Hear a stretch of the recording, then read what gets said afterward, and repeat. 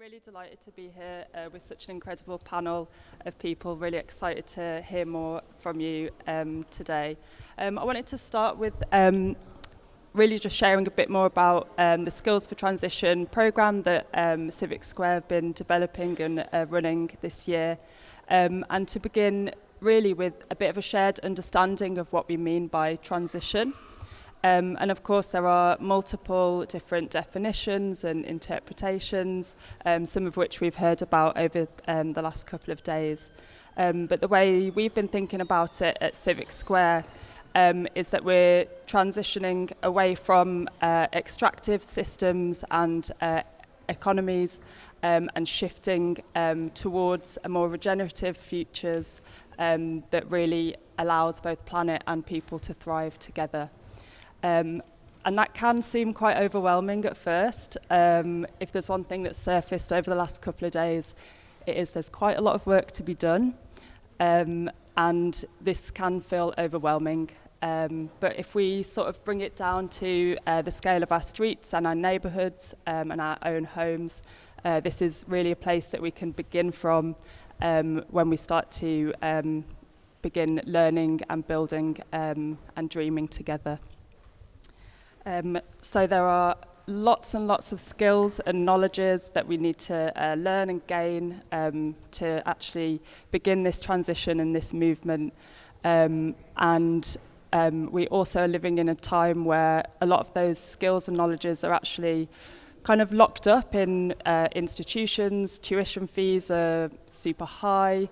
Half the internet's got a paywall on it. So we really have been thinking about how we can actually democratize that knowledge, how we can be open and share wisdom with each other and begin developing programs that actually give people the skills to take ownership, to have the agency, to begin some of these retrofit projects in their own homes, streets and neighbourhoods, and actually have some of the agency over that transition as well. And so that kind of led us to a bit of an inquiry question that we've been exploring, which was how could we make our neighbourhoods platforms for learning? And this is something that we've been exploring in practice in Ladywood, along with many other organisations and partners. And we've kind of manifested that in a couple of different layers of learning infrastructure. So one of them is more of a peer-to-peer exchange. So this is our neighbourhood trade school. It happens every week over at the Red Shed on a Thursday evening. And this is an open and very welcoming place for people to come down, have a chat, have a coffee. We always have food, and each week someone different puts on a trade school class. And the classes are based on the principle that everyone has something to learn and everyone has something to share. And we've seen everything from how to change the washer on a tap, to knitting with plastic bags. So there's been a real range of classes so far. And this has been partly a beautiful place for people to come and learn and share wisdoms and knowledges that they have. But it's also been an entry point to the other layer of learning infrastructure that we've been building, which is our Skills for Transition programme. And this programme is something that we've been designing and developing with the Centre for Alternative Technology in Wales, also known as CAT. So some of you might be familiar, some of you have been there before. As Imi said, it's really an inspiring place. They have 50 years experience and knowledge from experimenting with different renewable energy sources, natural building materials, and also beautifully designed gardens and growing all sorts of things there. So there's a huge wealth of knowledge that we can actually tap into, and the practitioners there have been working with us on this programme to bring the skills from CAT, from 50 years of transitioning from a disused slate quarry to now this beautiful and amazing centre for learning. And the practitioners have been coming over to Birmingham. We've been learning about retrofit, energy reduction, biodiversity. We've been doing practical hands-on skills like tearing pallets apart and rebuilding them into container gardens that can fit in small spaces. So lots of the workshops were sort of tailored to more of an urban context as well. And what we've seen happen here is also this really beautiful network of relationships between ourselves, CAT, and all the people in our neighbourhoods actually being able to learn and exchange together throughout the programme. The programme is still ongoing. The next class is Monday the 25th of September, so you're all welcome to come and join. I'd also love to hear from you if there's anything that you want to know more about, if there's a skill that you think is essential in this transition that we're talking about, or if you maybe have skills that you want to share. We're still designing, we're still developing, and we're still programming things. So please do come and chat to us at the end. If you want to take part in something, we've got some leaflets over there as well with all of the dates on, so you can come and find out more there as well.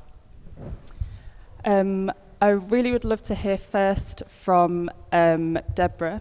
I feel like there's a bit of a natural transition from some of the shorter courses that we're developing with Civic Square and CAT to some of the longer, more in-depth courses that you've been sort of supporting students through at the Sustainable Construction Skills Centre.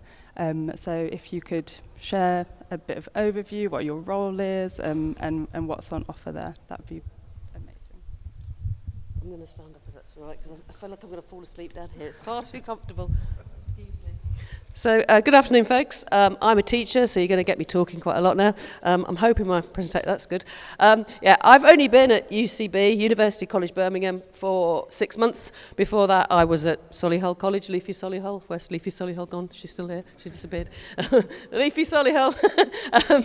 But I have, I'm by background a civil engineer. I have built and designed roads, bridges, railways and tunnels. I have been in a huge minority. I never had a female boss until I went into education. I worked for 25 years, I think, in construction. It uses a lot of carbon. It's not the best way forward. Last sort of proper job before I went into teaching was leading an environmental team, and I'm now passionate about retrofit and wanting to make sure what we've got is what we use and not starting again, which is what we keep doing, keep starting again. Next slide. That's all right. So I now work at University College Birmingham, which, for those of you who are not sure where it is, it's the former College of Food. Everyone knows where that is. Just down the road from where the College of Food, which is the one at the top of the picture there, there is an old call centre that we've just now retrofitted into a massive big teaching space for engineering and digital. And then behind that is something called James Cond. Next slide, please. Oh, no, not say. So that's a little bit more of the campus. So the bit that says 06 is where the Sustainable Construction Centre is currently being built. True to form, it's a construction project that is late. So it's, so here we are. It's an old Printworks, James Cond. James Cond designed lots of lovely posters that there were some in the museum in Birmingham, but it was a large Printworks that UCB for a long time was using as a car park, so we were using it, but not probably before what we should be doing. We've now just spent, I think it's about 20 million on retrofitting it to make it a big new sustainable construction centre, and the space is beautiful. I'm only allowed in when I'm accompanied by someone from the construction team at the moment, but it's got wonderful lateral light and it's a really nice space. You can sort of see in some of the graphics that we've done, we've kept all the original lattice work in the top and replaced the roof. We're currently now just fitting it out for certain courses. If you go on to the next slide. So the sort of courses we want to do is, it's that lifelong learning. The College of Food has done really well at developing an excellent sort of from level 1, which is your sort of pre-GCSE stuff, all the way through to postgraduate level 7. And we want to do the same in sustainable construction. So we currently are delivering courses at level 1, level 2, all the way through to level 7, and it's just starting embryonic stuff at the moment. But our aim is to meet the needs of local employers. We started running last year we had a cohort of 100 students doing basically GCSE sort of level construction work and A-level. We had about 100 students, 50% of those were on free school meals. It was quite they're wonderful students. Really enjoyed having them. I spend my life, though, converting young people from being architects into something else. So, sorry for the architects in this room, but there's just not enough work in there for everyone to be an architect. So I spend a lot of time, because everyone knows what an architect does, but you won't know what some of the other ones, which I'll come on to my next slide about, do. But that's one of my things. So retrofit's going to be at the heart of this. However, government funding is primarily for courses that don't actually involve retrofit. So we're trying to get our way in there by doing other stuff. Sustainable technologies, I spent a life designing stuff, and we do design stuff to try and minimise the weight. We try and minimise everything we use, but we're still using a lot of stuff that we don't really want to be using, a lot of carbon, a lot of steel, lots of concrete. So trying to work out how we can do things more sustainably for the future. Modern methods of construction, again, some of that is more sustainable, some of it isn't. Trying to encourage people to more sustainable routes. Some of the advantages of modern methods is that we do then get economies of scale, you can reduce accidents and stuff like that, so working with that as well. We've got a big space called green technologies, which I think I might turn into a little bit green technologies and retrofit, because in the eyes of the first person who was designing it, they were thinking more about PV and use technologies, but I think that there should be a big space in there for, this is a brick wall circa 1900. This is what you need to do to it to get yourself to where it needs to be now, to meet the standards now. This is a brick wall in 1930s. This is a brick wall in 1950s. These are the things you can do to it. It doesn't have to be a big display, but that's the thing that's going to make a real difference to people now. We want to know what we need to do now with what we've got, not how wonderful Taylor Wimpey have made their next new housing estate that we can't afford to buy the house on. So that's sort of my thinking. But I still want to train the people that Taylor Wimpey have got as well, because we need to make sure they do it sustainably. So trying to support the local community to gain more skills, to give more employment opportunities to those in the local community. Next slide, please. So the sort of courses we do are obviously things like bricklaying, plumbing and carpentry, electrical installations, but it's more about getting those pathways into the higher construction things. And this is where I'm going to have to test you all, because you probably don't know what all these are, so I shall say them very quickly, right? Chartered Institute of Builders, CIOB. So they're the ones who do a lot of the management and planning, but they're doing an awful lot with sustainable construction as well. RICS, the Royal Institute of Chartered Surveyors, you probably come across them because they're the ones that normally do your house valuations. CIVIC, Chartered Institute of Building Services Engineers. Now, building services engineers is one of the ones I try and push those young architects into, because building services engineers are the ones who make the buildings work properly. They're the ones that put all the systems in, that make us use the heat correctly, that makes us think about how we use the lighting correctly. Loads of opportunities for that. And it's not all about new build. They've been obviously doing a lot on our retrofit. The building that we took over that was a former call centre, to turn that into an education space. We've had to do a lot with the building services engineers to make it work for us. So CIBSI is that one. CIAT is the Chartered Institute of Architectural Technologists. So these aren't your REBA architects. These are the guys who actually do all the techie bit behind the REBA architects. And then there's also IC, which is what I am, Institution of Civil Engineers, the oldest institution in the country, but we're the ones that have been doing all that stuff that HS2, not always probably a bit controversial, but we've been working, one of the strap lines of the IC has been using the natural environment for the benefit of humankind moving forward. And I think that's where we sort of lose it. We're trying to do what's best for the community, and it's trying to make it better moving forward. So doing a lot of work in that space around apprenticeships, full-time, part-time courses. As I say, a lot of work trying to move forward. And in my day job yesterday, I was validating an HNC, been validating a BSc, been validating masters. So we're trying to get courses going that will actually be there for people in the community to gain whilst working, full-time if they can, part-time if they can't, all that sort of stuff going in there as well. Next slide, please. Yeah, basically, I think as a sustainable construction centre, what I want it to be is for the local community. We're going to obviously have other people coming in to help and support, but we need to have demonstrations there of some of the kit that we can do to our existing infrastructure. And I'll hand over to the next speaker. Thank you.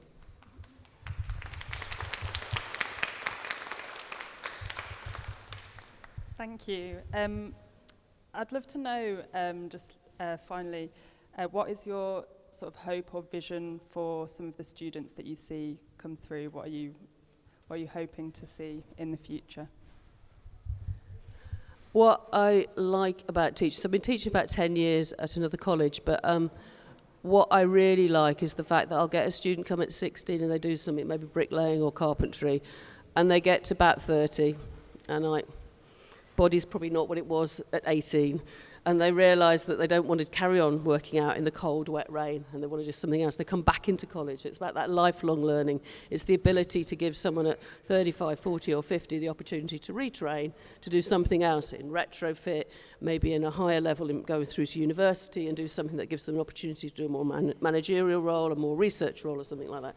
That's what I see. It's about that lifelong journey. Amazing, thank you. Claude, I know you've been working with sort of intergenerational groups as well, and it was really wonderful to hear from you yesterday.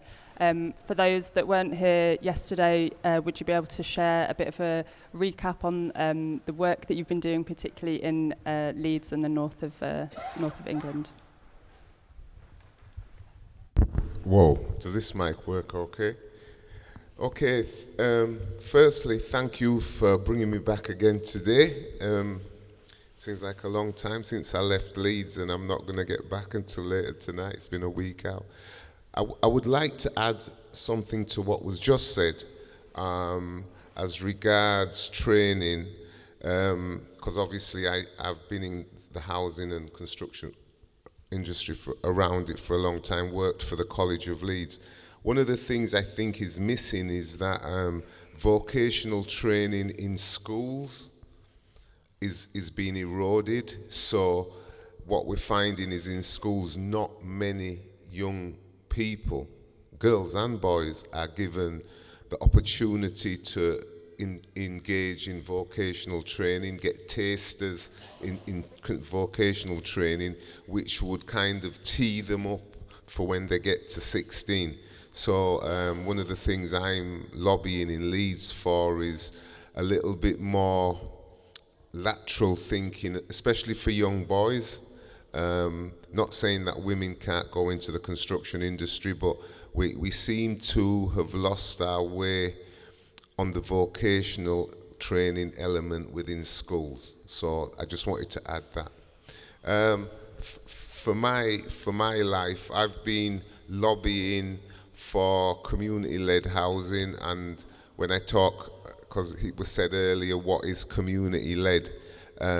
Housing that the community actually want, rather than housing that the community is given, in the sense that we need more. Like I said yesterday, Britain is probably 40 years behind where it should be with housing. One of the issues around housing stock in the UK is not the waiting lists, but actually the amount of houses that have been built over the last 30, 40 years. We've been way below where we should have been. So I've been involved. I did a project way back 30 years ago where a group of unemployed young men built their own houses. I am now an accredited community-led housing advisor.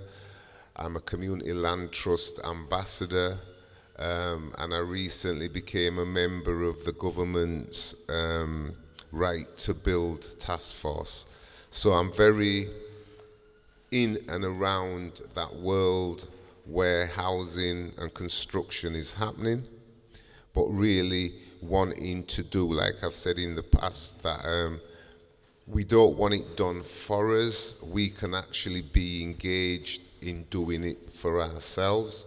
So that would mean that, one of the things I am lobbying for with the task force is to get Homes England to ring fence maybe 5% of the housing annual budget to go to community-led projects, and then get local authorities to ring fence that money again, 5 to 10%, to go to community-led, community-driving organisations. Because I think it's important that when we talk about retrofit, when we talk about training, the big issue is going to be the funding of it.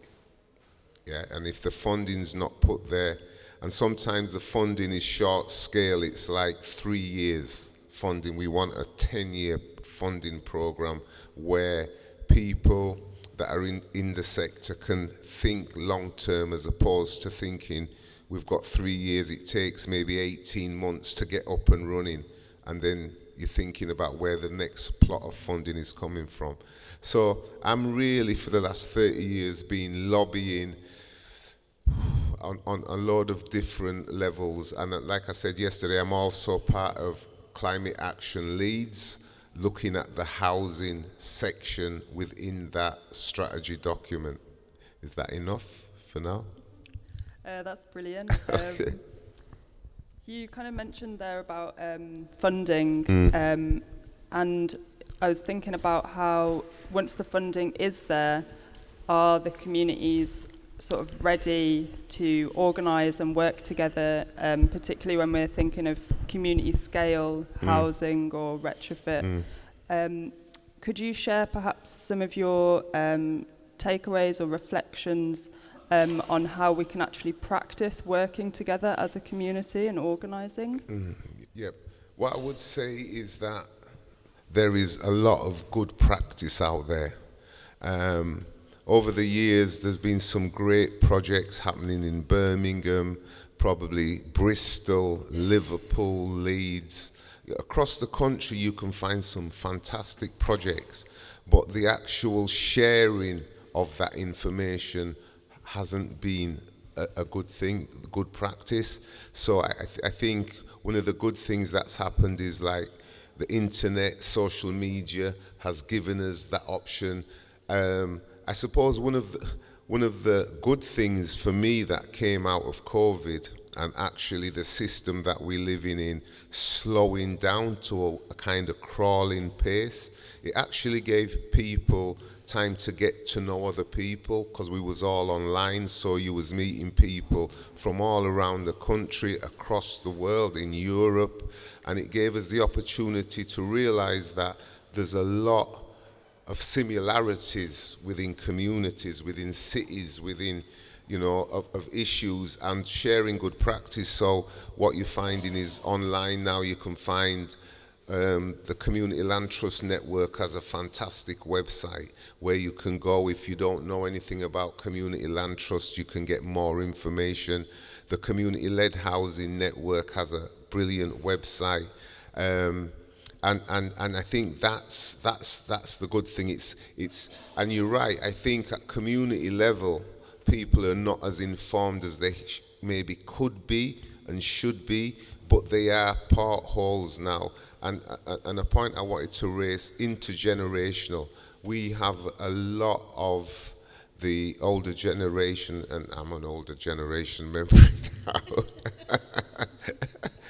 now, that are actually willing to share with younger people, sit down with them, talk to them. So I think we need to really be looking, sometimes we're looking too far, and sometimes we need to look within and look around what we've actually got.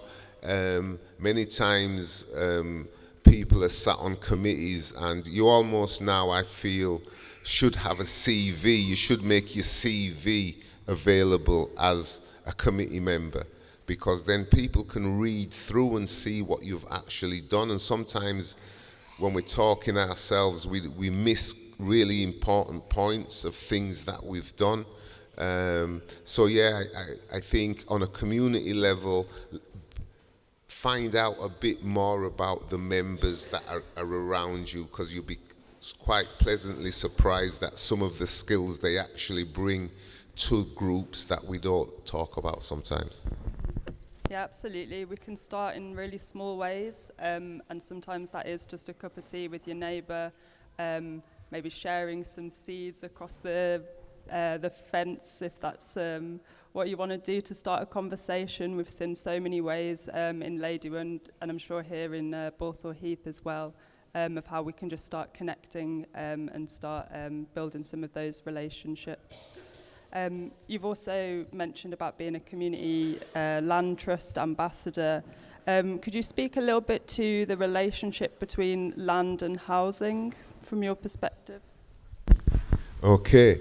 How many of you know about community land trust? Let's just get a little show of hands. Okay, that's just about under 50%. Community land trusts are where, and it was spoken a bit earlier about, where land can be bequeathed or gifted or bought for the community, and on that land you can have multiple use, not just necessarily housing, but you could build an adventure playground on that piece of land. You could build a day centre on that piece of land because the community has control of that land. I was, just this week I've kind of gone on a reminiscence thing, and I've spent a couple of days in Bristol. Some fantastic community land trusts in Bristol. Some of them are farms, some of them are housing, some of them are housing and farms, some of them are housing and workshops for community. So community land trust gives you the land, they bequeath it to the community, and nobody owns it. It's kind of owned by the community land trust. So even if people move on, the land is still there. If you build houses on it, the houses cannot really be owned by different individuals, but you can pass it on. So with community land trust, and it was mentioned earlier that even with local authorities now, the bigger pieces of land are going to big developers. One of the things we're looking at is small pockets of land that can hold maybe 30 to 40 houses on, no bigger than that. And them pieces of land hopefully will start to be made available to communities. The bigger 500 sites and land sites, we can't compete with the value of them.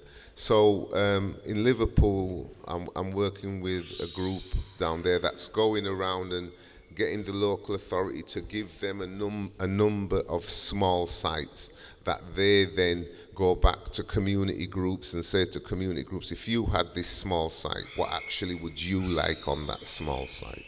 So that's how community land trust works. Again, like I've said, there is the Community Land Trust Network website. Do visit that. Another organisation I want to mention is the We're Right Here Now, with the We're Right Here organisation, which is trying to develop a community act, which will have local authorities push them to make sure that local communities know about pieces of land. Because sometimes the local authority has them just sitting there, don't know what to do with them, but if they don't inform the communities. So if you have any links with your local councillors, I would say constantly be asking them. Wonderful, thank you, Claude. When you were telling me earlier about your little sort of journey around visiting these places, one of the places which I think is next on the list was in Walsall to visit what Dave has been sort of working with at the Ryecroft Community Hub. Dave, could you share about what you're doing at the Ryecroft Community Hub and what is the vision for Walsall? Thanks everybody for having me here today. I'll work for it's a small charity in Walsall called Ryecroft Community Hub. We've got 2 members of staff and a group of really hard-working volunteers. Our journey started in retrofit and retrofit training about 2 years before the COVID pandemic.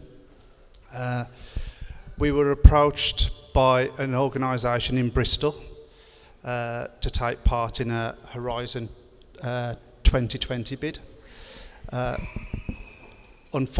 that was to retrofit 50 houses in the area. They identified Walsall as having some of the worst housing stock in the UK, and the UK's got the worst housing stock in Europe. So we weren't in a good place. So we jumped at that. And somebody yesterday said that having poor homes leads to a multitude of ills. And it does. We found that the most vulnerable in our community not only are paying a premium for having prepayment meters in their homes, but they're also paying a premium because the homes that they're trying to heat are the most energy ineffective. So we jumped at the chance of being part of this pan-European project, but unfortunately it didn't work, and then the pandemic happened, so it was all hands to the pump, but we knew what was around the corner, we knew what was happening, we knew what needed to be done. We tried to lobby the council. The council have been one of the instigators of most of the barriers to what we've been trying to do. What we are trying to do, I'll just give you an example, is our building is owned by Walsall Council, but the energy rating is F. So the bloke who did the energy rating said it's now more than a cave. It's the worst one he's ever seen. So we tried to get we've managed to get external funding, but the council won't let us go because the council are holding that external funding. They won't release it until for us to do the retrofitting until the building's up to a level C. So we're stuck, and they won't give us a lease until the building's up to a level C. So we're just stuck in a big circle. And what we're trying to do is retrofit the building, put some renewables in, do the fabric first, create a training academy so we can create local jobs for the local community, and then the local community can then retrofit street by street. That is what we're trying to do. Despite the council, what we've managed to do is circumnavigate the council. So we've put the application was submitted yesterday to with the Home Office to help rebuild Ukraine. And that involves having a TAM on site. I don't know if you've seen it. I don't know if anybody's seen these TAMs that come from a company in Bristol called Agile Homes, and they're 1-bedroom or 2-bedroom apartments or 3-bedroom apartments, and they can be they're like mobile. TAM stands for transportable, adaptable mobile space or something like that. Yeah, and the idea is that we can decamp people into the homes while we're doing the retrofitting, and then they can come back and then they can enjoy a nice warm home instead of having to put the heating on in the middle of summer because it's too cold and it's too damp and they've got no money. So this is what we're trying to do. And with the Rebuild Ukraine, it will allow us to get the training in there and retrofit our first 4 homes and get one of these mobile living spaces put on site. Because I don't know if you know about Walsall, but Walsall, it used to be regarded, a few hundred years ago, it was more important than Birmingham. We had more skills. But even as far as the 80s, we had one of the biggest software houses, computer game companies in Walsall, Elite Systems, and then after it's just gone downhill now. We're in the lowest 3% in the country of towns, but we've got the talent there. The talent's always been there. During COVID, our over 70s IT group wrote a mobile app that was downloaded over 10,000 times across the world to help people with COVID, and it translated into 190 languages. So the talent's there, and we also have an alternative education provision, and this is what we want to do because we've got kids who school doesn't work for them and they need something else. We want to get those skills on site so the kids have got something to look forward to. They can see there's a future, they can see well, I can go into the green economy and I can do this. So that is what we're doing. And hopefully in the next 6 months, we'll start. Amazing, thanks Dave. Could you share a little bit more about the Retrofit Training Academy? Like, what does that look like? What kind of skills will people be learning? So it's going to be a phased academy. So the things that we can do first, the simple things like doing energy assessments in people's homes, helping people choose the right renewable option for their particular circumstances, and then looking at doing things like external wall insulation where we lose most of our heat, things like that, and the insulation, and just doing the advice to start off with. Then we want to develop it into doing electric vehicle charging point installations, solar PV installations, and doing the ground source heat pumps and air source heat pump installation. So that's what we're going to be doing.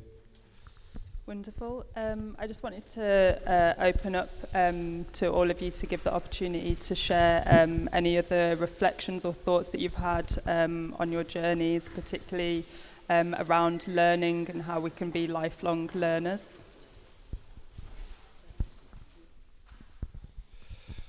I think, as far as we're concerned, we have people who have been at our centre who come and they're constantly doing it, and they're constantly improving, and they want to improve, and they want to help the local community. And I think it's important to embrace that. You can't just go to people, oh, well, that's it now, we've done our bit, you've done this course, we don't want to see you again. Go out and get a job or do this. Some people ain't ready for that. We've got... we work a lot with Rethink, the mental health charity, and we run an organisation called Walsall Mad, which is men with anxiety and depression, but it's really well attended, and we went from 1 session and now we're up to 4 sessions a week. But we've helped people move on. People have come to us and they've gone out and they've got a job. Everything we do is led by consultation. So we've got people, we asked during COVID, what do you want? And people said, we want an allotment, so we want an allotment, and now people are learning to grow and cook. It's simple things, but it helps people. It helps people's confidence. And when we introduce things like the green economy, that the council are resisting, we're doing things in spite of the council, not in partnership with the council, and this is what it should be the other way around, So, and I've been up and down the country looking at projects. I've been to Bristol, I've been to Nottingham, and everywhere. So these things, we know these things can happen, and we know these things. We know we can do them, and we've got the talent in Walsall to do them. We just need that little bit of extra support from the people who make all the decisions.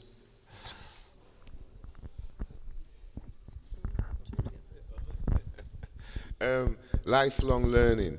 I went to the States, America, and that was one thing that impressed me in America, that people who are 65, 70 are still going to college, and again, you don't want to damn Britain and keep damning it, but it's almost like if you go to school and at 16, 17, you failed a little bit, to try get back on that ladder just doesn't happen.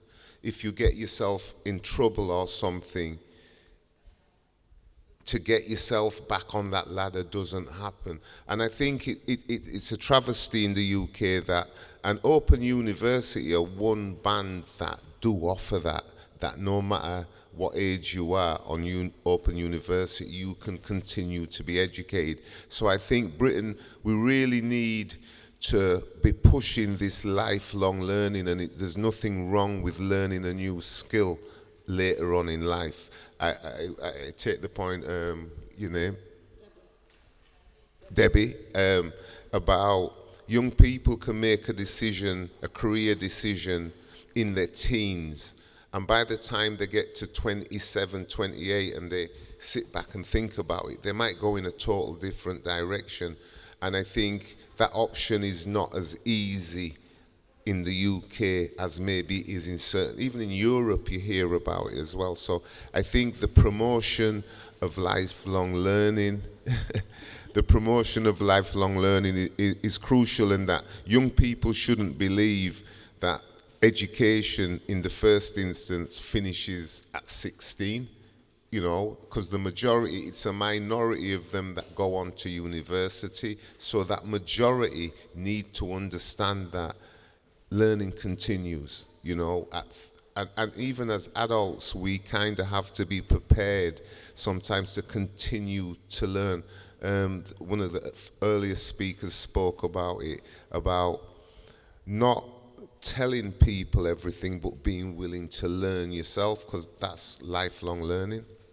Deborah? I'll take that one. Sorry, it works straight. Yeah, just to respond a bit on that one. There is funding. If you haven't had a level 3 qualification, so say you left at GCSEs, there is currently funding for you to do a level 3 for any age, as far as I'm aware. And there is also funding if you're on certain allowances and stuff and benefits. If you're on certain benefits, there is funding. And there a lot of things, West Midlands Combined Authority have funding an awful lot in construction. So they're very keen to get people to do stuff. And as far as I'm aware, it is possible to do that retraining. I think it's just not talked about. And I think we need to be more open about that, and there needs to be more discussion about that. And there is a little bit of a reticence to say, I'm going to college. It's people, I get that a lot, because I get a lot of older students, some even older than I, and it's like they're a bit embarrassed to be going to college. Well, I joke to my students, I will say, when I have found out what I want to do with my life, I'll let you know. Because I really don't know. Life is a journey, and you change what you want to do. I'd also respond, I think, there's a lot in that green technology space, but I think there's an awful lot now about we've got to manage what we've got in a changing climate, and that's going to cause us a lot of issues. So what we have got, we need to make sure is now going to be able to adapt to what we do need. So we talked earlier about flooding. There will be floods. We have got to a point where there is going to be high rainfall. We haven't got the systems in place. We need to adapt the systems to make sure we've got enough places to put that water when it comes down that it doesn't flood our homes. It's not rocket science. We've been doing it for years. We just need to invest in that infrastructure, make sure it's working, make sure we can do it. The unfortunate flood in Libya, God rest the souls, I don't know what went wrong there, but it was obviously an engineering issue that something went wrong with those dams. That normally, any of those big disasters normally reflect on someone not paying on maintenance and checking it. So we do an awful lot in this country. Touch wood. As a civil engineer, we haven't had a major bridge fail like they had in Italy not that long ago. We have a very good system of checking these things and making sure things don't break. But we need to now look at that in the climate change. We need to adapt what we've got. What we designed it for is not necessarily what's gone wrong. And without me getting onto the concrete, which is another top topic, it was only designed for 30 years. It's done its 30 years. God rest its soul. Let it go. We've got to do something with it. We've got to fix it. But if you design something for 30 years and it fails at 30 years, it did what it said on the tin. So, we've got to look at what we're doing with our infrastructure and understand it. I would have just come back on that before I let my Walsall newfound friend back in. We only need to look in the UK of the houses that have been built on floodplains over the years that have suffered. But really, I think the movement of retrofit and what Reimagined and what the CIVIC group are doing is the right thing for this generation, because it is not about the Fred Flintstones and the Barney Rubbles, It's about Neo and the Matrix, the new generation. It's about our children, our grandchildren, and our great-grandchildren. It's about what is going to be our generation's legacy to them. So, again, I think on the green agenda, just like when we was coming through and there was manufacturing, and that manufacturing has been eroded, for the young people, the manufacturing of green products. It's there for them. We just have to lay the foundation and ensure that them young people are taught the skills to prepare, and they're well prepared for it. If I can just say, with lifelong learning, in our experience, and we've been doing training for 20 odd years, we have people who are from the elder generation who would be intimidated to go into a big college with security guards on the door, and so they may not embrace everything that a big university or a big institution like that can do. So that's where our smaller community associations really excel, because we take people who they maybe have had a bad experience in school years and years ago, and they want to learn something, but they see a big shiny college and security guards and kids milling around and things like that, and they go, no, I don't want to do that, and they won't even go through the door. But they have skills, they have talents, they have things that they can offer, and so that's where we come in, and we offer them training, and we help them get into work, and we help them retrain. And so, like I said, our youngest over 70s IT person who've been writing community apps is 76 years old, and now they're now community ambassadors for the NHS. So they go around different places now, showing people how to use the NHS software and all the NHS apps. So. Thanks for all sharing your final reflections on learning. It's been really inspiring to hear about all the different spaces that we've been opening to actually support the learning and skills sharing that's been happening, and particularly in this intergenerational approach. There are lots of different ways that we can get involved and start learning more about what we've been speaking about here. One really excellent way is one of our dates in the festival is at CAT, at the Centre for Alternative Technology. On October 21st and 22nd, we'll be over there. We'll have a range of speakers, workshops and activities, giving us really practical and hands-on skills around our materials, around building. And so if you want to find out more about how to attend, just come and speak to me or Imi or one of the other Civic Square team members. And a huge thank you to our panel for sharing today. It's been really lovely to spend this time with you. Thanks. Amazing.